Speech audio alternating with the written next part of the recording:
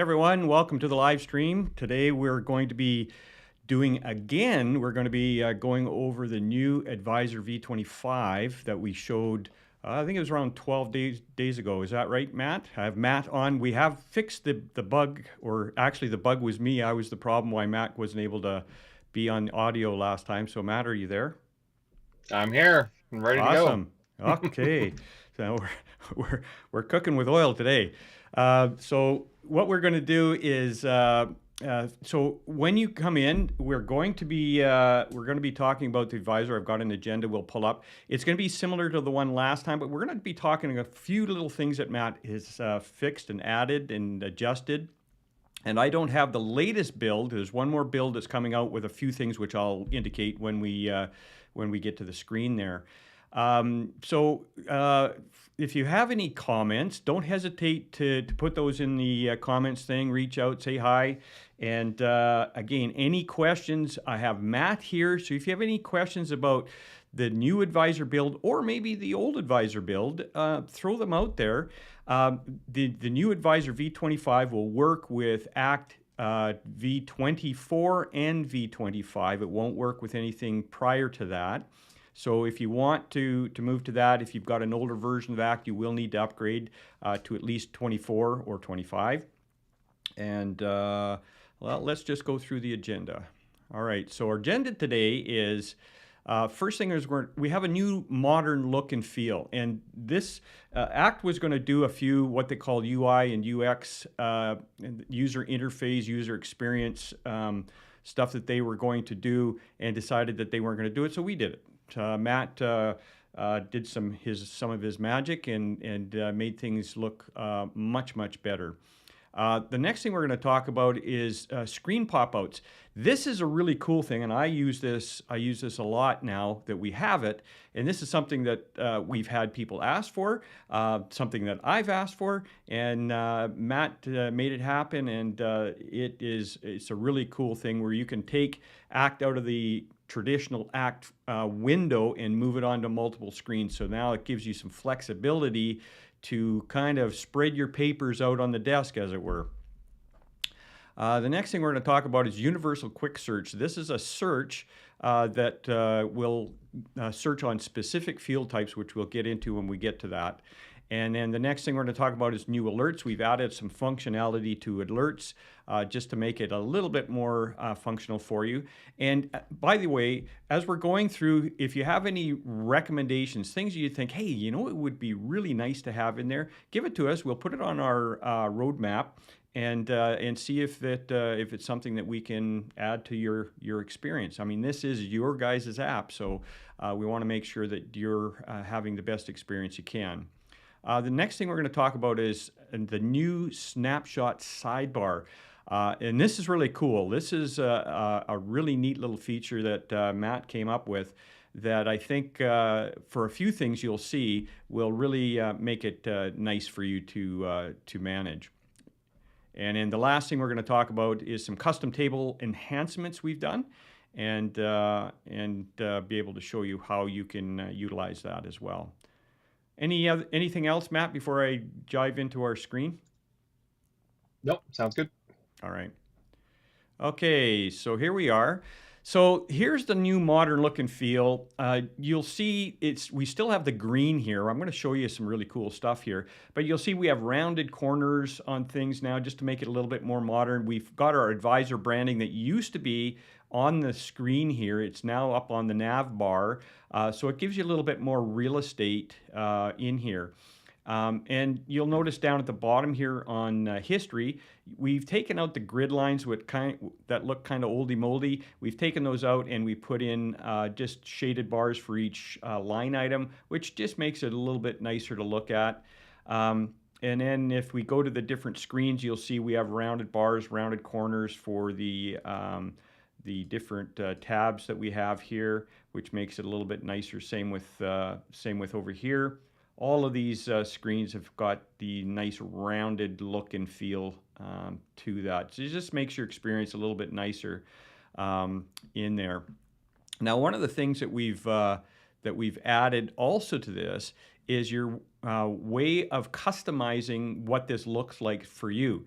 You know, you look at this screen each and every day, and after a while, it's like, yeah, we kind of need to change it up a bit. So we help you with that. So under Tools, you can go down here to Advisor Settings, and you can add a logo in here. You can actually choose the blue, which is the native blue that it comes with. So you got the native blue, you've got the green and black, which is what we've always had, and then you can go down to custom colors. And we've anchored one here, which is this blue one. I'll show you that. I'm going to go OK, and I'm going to keep my logo in there, and you can just upload whatever logo you want. Press OK, and you'll see now it's changed the bar across the top, the nav bar. It's added my logo in there. The bottom is colored blue. And one of the other things we've done is to go along with that, if you go into your investments or insurance, you'll see the coloring has changed there to match coloring over here. So that just makes it a little bit nicer to look and feel. So for me, I'm going to make one more adjustment for myself here. I'm going to go into customize. Oh, there we are. Settings. I'm going to go to customize, and I'm going to choose. I've got this little purple thing going on my main screen here, so I'm going to do a dark purple. Press OK. I'm going to remove the logo. OK, and now I've got a purple screen, and everything. Whoops, everything is everything's coming up purple. All right. So that's the new modern look and feel. We also, part of that look and feel, we've updated the Act calendar a little bit. Matt, maybe you want to talk about some of the things you changed in the calendar.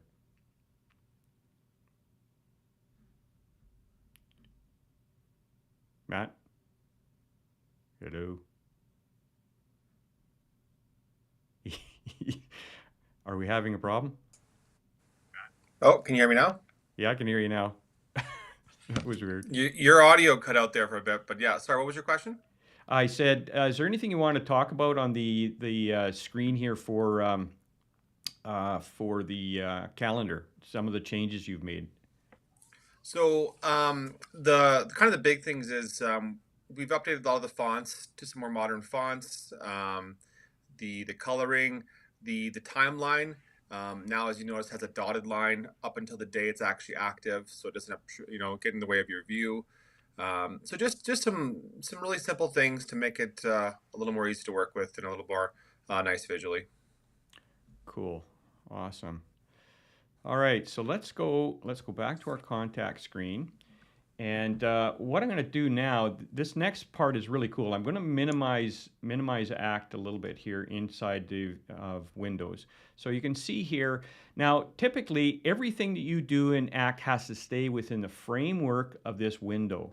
Well, if I've got 2 or 3 monitors and I want to be able to move things around so they're fragmented so I can be able to work on several locations, I can now do that. And this is not part of native Act. This is part of Matt's new little feature, the Popout Screens. I don't know if that's the final name we're going to call it, but that's what we call it now. So if I want it to be, I can be on calendar for an example, and I want to pop the calendar out. This is the little icon right here. Pop it out, and then I can move it to wherever I want, and then I can go back to my main screen. And this pop-out screen I can just set on whatever monitor that I want to have on there.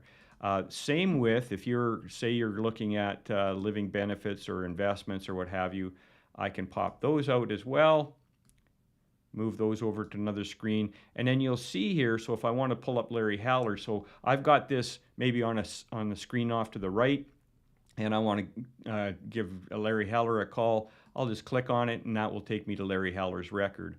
Or if I wanted to talk to Charles Warren, just click on Charles Warren, and it'll take me to that. So this pop-out screen allows you to take multiple pop-outs. I can actually have, maybe my calendar, my task list, maybe one of my investments or insurance, or whatever screen you want. If it's got that little this little button right here, that means you can pop it out and you can move it on to another screen.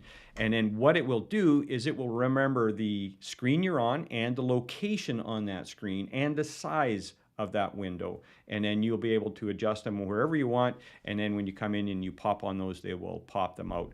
On a future update, sometime this fall, We're talking about making a master one where you can set up a configuration of how you'd like to pop it out, and then you click one button and a bunch of them will pop out to whatever location. That'll be on a future update for the advisor, probably sometime this fall. Anything, Matt, that you want to mention on the pop-out screens that maybe I've missed? No, it's just a great way to expand your use of ACT. The old way, ACT did have an old method of kind of showing multiple views at once, but it was always contained within the ACT actual box. This lets you, like you said, use multiple monitors, and really expands your ability to multitask within ACT. Yeah, perfect. All right, so the next thing we have is the universal quick search. And this is right here on this bar. It's on the contact record, right on this bar here where you've got the household and the household members and opportunities. It's right here. And what it does is it searches in 4 different field types. So it'll search on company and household. It will search on all phone fields, all email fields, and all address fields. So any one of those 4 sections it will search on. So all you have to do is type in what you want to search on, and it will find it. So if I type in Gary at robillard.net, I think I have somebody in here using this email, and I press the enter key, and there we go, Jennifer. No, yeah. So I've got a couple of different ones that have that I've put that email address in. And so you can see it right there. So that's how the universal search for it will look for those household fields. Matt, is there any other thing on this universal search that maybe I'm missing on that as well? If you go to the contact list view for everyone, okay, I've actually put it on that search box on the list view. It does the exact same thing as well. So previously, the search box on the contact list, previously if you type something in there, it would just jump down to that record. So it wasn't super useful. For example, if there was multiple matches, you'd have to keep pressing the search button and it would jump down to the next. So this does the exact same thing as the contact detail. You can type in an email, a phone, a name, and it'll jump to that record. This is really useful if you're not quite sure where this person is, which field their information's entered in. And as opposed to the search on the left-hand side where you have to change the field, right, from the drop down, it's just a little bit quicker. Yeah, and I like what you said there, because a lot of times I tell people just leave it on contact, because then if you're changing this all the time, it's actually way more steps than just typing in a person's name and then using this quick search for those 4 areas like household, company, all phone fields, all email fields, and address fields. And then just remember, folks, and I've showed this before, but if there's a field in there that you want to look up specifically, like this attention field, you can just right mouse click in there and go look up attention. And I know there's a lot of people that have had ACT for a lot of years, and they're still going up here to this look up and drop downs and going through there. Just right mouse click over any field. Like for an example, segmentation, I can right mouse click and look up segmentation, and then I can choose from the drop down menu of segmentation. So just remember, you've got multiple ways of searching, and Matt's added this universal search there. It's on the list view up here. You've got the search box there. And again, I would not go in and change your jump around to different field types in there. It's just too many steps, too many clicks, and it's all about productivity, right? The next thing we have is the new alerts up here. So as you can see, we have the alerts just like we normally had. Again, you have individuals. So if I can click on an individual like Bruce Willis here or Milton, I can just go to their record. Or if I click up on the top header here where it indicates that there's 4, then it'll do a lookup for all 4 of those. Same with life insurance. I can look up Arnold here, or I can look up this particular one, and so on and so forth. What we've added in here is this little gear here, which is your settings button. And in your settings, you can have it notified at a specific time for you. And these are personal settings. So each individual in the office maybe wants to be have the notification pop up at a specific time. So I can set this for 9 a.m. And then you can choose what you want to have here. So let's say birthdays, I want to be alerted let's say 2 days before the birthday, and I want to create an activity. So what this will do is it will create an activity for that birthday as well as alerts. So you're going to get an alert anyway, regardless, unless you have 0. And then what you're going to do is you can choose whether you just want an alert or whether you want it to create an activity for you. Now, if it creates an activity, you will need to clear that activity. So just remember, it's more work if you have an activity, but if that's something that you want on the calendar, by all means, you can do that now. And so you can have this for 0 days. Whoops, too many up. 0 days, single day, and this will work for birthdays, anniversaries, policy renewals, policy expiries, mortgage renewals, and investment maturities. Matt, anything else on there that maybe I've missed? No, just the great thing is you can specify the lead days and the type. A lot of people have requested an actual activity on the calendar, and that lets you do that, as well as continue with the old pop-up toast notification alerts that you guys are used to previously. Right. And for those of you, it was funny. I watched something the other day, and somebody said, "Well, that they didn't understand what this floppy disk is." All of us older people will remember this, but anybody who's fairly young may go, "Well, yeah, that's the save button, but it's actually a floppy disk." And so I think that's a good icon. I don't know, I just heard this the other day, and I kind of laughed when somebody said, "Well, that's just the save button," but they didn't realize that was, anyways, floppy disks. Okay, the next thing we're going to show is we're going to show out the pop-up screens. Now I'm going to just move me over here out of the way. And then right here on this bar on the right-hand side here, you can see this snap out, what are we calling this, Matt? It's a sidebar, or it's a Yeah. snapshot view of your contact. So Yeah. call it what you like, but we don't have an internal name that we've fixated on yet. Yeah. Naming conventions are maybe changed. So on the bar, what you'll see here from the last one, last time we did this one on when we first launched it, before it was actually available, and like I said in the email that went out, it's available now as of August 1st. It's available to get. And I should mention before I go any further on the sidebar here, is that there for some of you, well, for all of you, there's going to be a little bit of an if you're going to do your own install, you will need some of Matt's time to do the schema update because of some of the field changes we've done and the layout changes we've done. So you can get a hold of Matt or myself, and I'll be going on holidays as of next week. So you want to get a hold of Matt, and you can just ask him what time it'll take. It'll depend on what version of Act you're currently on and what you're changing to, and how much customization that you may have had done to your database. So just want to put that out there. So on this sidebar, there's 2 buttons down at the bottom here. One is a gear for settings to say, well, what is it you want to see? And these little widgets, we'll call these widgets, are available to you, and you can say, well, I don't want to see that one, or you can choose what you want to see, what you don't want to see. And future updates, we will be adding little widget components to this as we get feedback from people. This is the first time we put this out, so we're going to look to you to say, well, what other things do you want to see on that sidebar? But for now, this is what we've got. You can have them showing or not showing just based on checking off. And then the arrow to the left here, click on that, and it'll pop it out. And now, some people may not, because of real estate, may not want it cluttering up the fields and stuff like that. Now, I've got my screen set at a lower resolution so that it looks better when we're doing this demo. But you may have lots of room on the right-hand side, which doesn't matter if the sidebar is out all the time, and that's fine. You've got them in different orders. You can just scroll down here, and you can drag and drop the orders.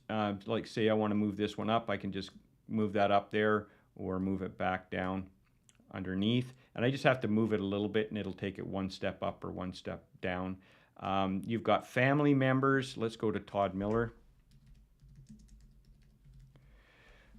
You'll see here we've got family members, and then we've got comments that you can add in here. We've got, last time we had the date stamp in here now where you can put the date stamp in, and then add whatever comments you want in there. This is a big one that I thought was pretty powerful, is recent emails. So it'll put the recent emails. Matt, when you say recent emails, how far back does it look, or how many emails does it put in there? Anything for the current year. So what you'll see there is I know those ones that we have as an example say attached this year because they were quite a while ago, but it'll say yesterday, today, last week, last month. And so it'll let you know when this email was in there, and it's chronological. So the most recent will be at the top. So if you're looking for an email that this person sent you, this is a really quick place to go to. You don't have to use the history tab and filter. You can see your most recent email at the top, or you can scroll down through emails and view them that way. And then this is your view history, so it'll pop up in history. And then this is actually pulling up the email that's attached. You just click on that, and then your Outlook window will pop up with that email that's been put in there. So I like this because now you don't have to go and search through history to find the emails that are attached. You can just go look on the right-hand side, and Bob's your uncle. Then we have upcoming activities. And correct me if I'm wrong, Matt, you can clear the activities with the little checkbox here, correct? Yeah, so we have the clear button there. It's good for quick to-dos if you just want to check them off for that particular contact. And of course, there's the edit button right next to it that you can bring up the full activity, modify details, view more specifics. You see there we have the activity type and the regarding line as the first line with the date on the bottom. And if the activity happens to be today or tomorrow, it'll actually highlight it in red or orange depending on if it's upcoming, just so it gets your attention. Oh, so the actual item will be highlighted in a different color? Yeah, well, if you open up that top one there for me, Okay. and change the date to today, for example. Okay. I'll just give everyone a quick so they can see what it looks like. So change that to the 2nd. Before it previously said it was this week on the 4th, but now that we've moved it to today, just hit OK for me. Got some scheduling conflicts there. You have to scroll back down there. So, now you can see it's highlighted in red. There we are. It says today at 1 p.m. Okay, there you go. Well, that's cool. Excellent. And then we have products. Now, these products come from the tables, right? Like the product tables, life insurance, living benefits, that sort of stuff? Yeah, so this was from feedback from various people, but we have the tabs in the contact screen for investments, living benefits, life insurance. If you just want one quick list to see all the current products that this particular contact has, this is a great place for it. You don't have to go searching through all the tabs. And we'll add some features just in the future, but you can press the edit button, open up the policy right from the actual view there, and take a look and get more details. Oh, excellent. And one of the things too I should mention is these windows are sizable, so you can actually size the windows, and you can also grab the bottom of this and make it bigger like that, as you can see. So you can size each one of these little windows, size the sidebar to make it wider or narrower. And then one of the other things that I really like about this is you can click, like for an example, comments. You can click on that, and it will take up the full side of the screen here. So however wide this is. So if I make this a little bit more like that, you'll see that it'll take up the whole thing. One of the things in the final build has a pin here, so you'll be able to just pin that and just keep it there. I'm not sure how that function will work, Matt. I don't have the latest build here, but I guess that you just pin that, and if you don't want it there, then you can just unpin it. I guess that's the idea. Yeah, the idea is to support different use cases. So it fully popped out is great for large resolutions where you have the extra real estate and you can keep it open. This particular view where it's collapsed, it lets you click on any of the icons and pop out that particular widget. And then if you click away, it goes away. So that's great for not cluttering up your screen for small resolutions. And then The pin button that we're going to add later, or that will be in the final build that you guys will get, will actually let you pin it so that you can keep the bottom bar fully available, but pin your favorite widget right at the top there. Cool. Any questions on that, folks? If you have any questions, please enter them in, or any comments, any reactions even. I think this is one of those things that I think really a lot of people are going to use. That and the pop-out screens. Those are some really cool features, I think.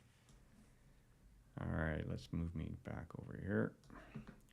And then the next thing we have is we've added in on the personal tab. We've added in children here, and we did talk about this last time. Now we've got several places that you can see this. We still recommend that you create a record for each child in the database by just going in here to new household member and then filling in this information and having them tracked so they're in here like this. We do still recommend they have each record. There's a reason for that, and part of that reason is that as these kids get older, maybe you want to start, they want to start investing or have insurance or what have you. Maybe they'll move when they move out of home and start their own family. You can just migrate over and have that record. You're able to communicate with them because you'll have a birthday. It'll pop up with a birthday. You'll be able to send a birthday greeting. Even if they're young children, it can go to the parents' email address. So there's a lot of benefits to having individual records. Now, for some people, they want to have it just here, and that's fine. We're trying to facilitate multiple ways of doing this. So you can either just key it in like I've got Jessica Miller here. You can just key it in and the date and how old they are, I think that auto calculates, right, Matt? The age calculates if you key it in, or yeah. Okay. That's correct. And then you can link them. These ones are linked. You can see the ones that have the X's, that unlinks them. But if I want to go to Angelina, I can just click here and it will take me to her record. And again, now you have also the family members here as well, which gives the same information, and you can click on them and go to their records as well from here. And then if you want to view the contact, you can click on it from there. So there, you have multiple ways of jumping around, but we still recommend that you have an individual record for each one. For those who don't want to do that, maybe you think it's too much work and you want to key it in here, it's probably just as much work to go into here and key in that information here, these 4 items here, as opposed to just keying it in there as well. Especially if you've got, you know, a name that could be a male or female. All right. And then the last thing we've got, let me just see here. The last thing we've got that we want to touch on, anything, Matt, on that you want to bring up, or something I've missed on that before we get into custom tables? Nope, all good. Okay. So in the custom tables, you'll notice here with the investments and insurance, we've changed the look and feel. We've gotten rid of the grid lines, just like we did on the contact record for the notes and histories. So the grid lines are gone, makes it a little bit easier to see. And then when we go in here, and maybe Matt, you have you've done a ton of work in here. Maybe you can walk us through the changes, and I'll just kind of show them as we're going through. Yeah, so I think you've covered the modern part of the K tables pretty thoroughly. New fonts, new styling. The top bar will actually auto size if the field text, like you can see a maturity date there, it's a bit too long. We don't want it to be squished, so it adds an extra row. So it just resizes nicely for you. So that's kind of the big modern look. We also have some great new date filters. So if you go to maturity date there, one of the requests we had was, okay, what if I want to see all the policies that are next month and coming up? We added the filters for next month, next week, all these various common date searches, so that you don't have to go in each time and specify a date range. You could actually leave it at next month, and it'll always show the next month policies. We also added you still have the original date range where you can search by from a specific range, but we also have month as well. So if you want to see all the policies that are coming up for renewal, say in July, you can set July. Um, and And it does it it doesn't matter what year, it just says July, right? exactly. So Yeah. that's great for things if you wanted to see all the people that signed up in a particular month. You can use that date filter. So that just adds a bit of usefulness for common date searches. Um, and one of the other great features is saved views. And that's at the top there. I think some of our clients have been testing this for us, but it's fully released in this next version of the advisor. And what it essentially lets you do is take all the filters you've set and the columns you've organized and save them with a particular view name. So looks like you have one there called Manulife, and I assume it's just set to all the particular policies that have Manulife as the carrier. Yeah. So if there's particular saved views you want to set, say all the policies expiring next month, people with Manulife, I can think of 1,000 different use cases. You can pre-save them so you can quickly switch between different views. And it'll actually remember the column widths you have, the column orders, the filters you have set, all the different settings will be saved in that view so you can jump around with ease between the different views and not have to set it each time. Yeah, and we use this. We tested this in our own environment, and I can't live without it. It's like coming up with a quick report. You customize the report. It gives you just basically a list report, but you set up what you want to see. And like we have this for software renewals. We have it for tons of things that we use it for as well. So I think this is going to be a really handy feature. Now I know some advisors just go to their online portal and work with their policies. But for those of you who don't know or maybe aren't aware of this, you can request a download from your carrier or carriers if you're representing multiple carriers, and that can be imported in here. Now, the only thing that it won't do is that it won't it won't adjust the policy value if you've got a universal policy or an investment, what the current value is for that investment. It won't do those, but you can do updates as you're going along. And so it's a really good idea to get this data in here because it gives you some power to sift through the information, maybe in a way that you couldn't really do on the portal where you go and access all of your products. And especially if you're representing multiple carriers, then this becomes a very, very handy tool for that. Anything else, just Matt? to add to that, for those of you who don't know, we do have summary fields or a summary button on each column. For example, current value right there, we have a sum at the bottom, and you can press the little calculator symbol on any header and get any various totals you want. So an average, a count, a min, a maximum, or a sum.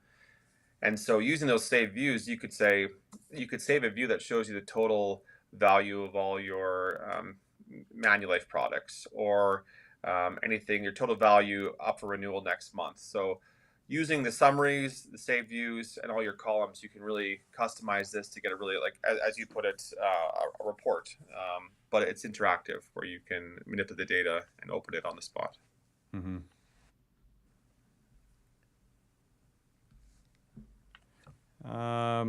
Anything else, Matt, on the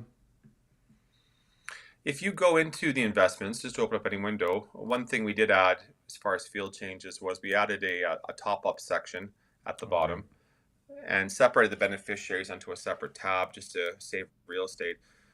So in there you can actually add individual top-ups and have it in a list format within inside the actual account itself.